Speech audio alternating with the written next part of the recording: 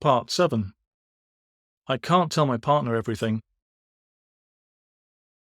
Many relationships begin with a deeply misleading but charming sense that we can tell a partner everything. At last, there is no more need for the usual hypocrisies. We can come clean about so much that we'd previously needed to keep to ourselves. Our reservations about our friends, our irritation over small but wounding remarks by colleagues, our interest in less often mentioned sexual practices. Love seems founded on the idea of an absence of secrecy.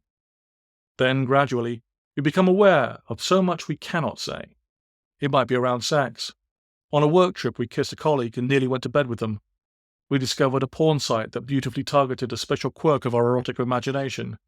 We found our partner's sibling very alluring. Or the secret thoughts can be more broad-ranging. The blog they wrote for work about their experience in client care was very boring. The dark green scarf they so love wearing is hideous. Their best friend from school, to whom they are still very loyal, is, in our view, silly and dull. In the wedding photo of their parents, lovingly displayed in a silver frame in the living room, their mother looks unbearably smug. Love begins with a hope of, at least, being able to tell someone else everything about who we are and what we feel. The relief of honesty is at the heart of the feeling of being in love. But this sharing of secrets sets up in our minds and in our collective culture a powerful and potentially problematic ideal, that if two people love one another, they must always tell each other the truth about everything. The idea of honesty is sublime. It presents a deeply moving vision of how two people can be together, and it is a constant presence in the early months. But in order to be kind, and in order to sustain love, it ultimately becomes necessary to keep a great many thoughts out of sight.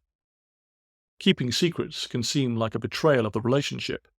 At the same time, the complete truth eventually appears to place the union in mortal danger. Much of what we would ideally like to have recognized and confirmed might be genuinely disturbing even to someone who is fond of us. We face a choice between honesty and acceptability, and, for reasons that deserve a great deal of sympathy, mostly we choose the latter. We are perhaps too conscious of the bad reasons for hiding something. We haven't paid enough attention to the noble reasons why, from time to time, true loyalty may lead us to say very much less than the whole truth. We are so impressed by honesty that we have forgotten the virtues of politeness. This word defined not as a cynical withholding of important information for the sake of harm, but as a dedication to not rubbing someone else up against the true hurtful aspects of our nature. It is ultimately no great sign of kindness to insist on showing someone our entire selves at all times. Repression, a certain degree of restraint, and the dedication to editing our pronouncements belong to love as much as the capacity for explicit confession. The person who cannot tolerate secrets, who in the name of being honest divulges information so wounding it cannot be forgotten, is no friend of love. Just as no parent should ever tell a child the whole truth, so we should accept the ongoing need to edit our full reality.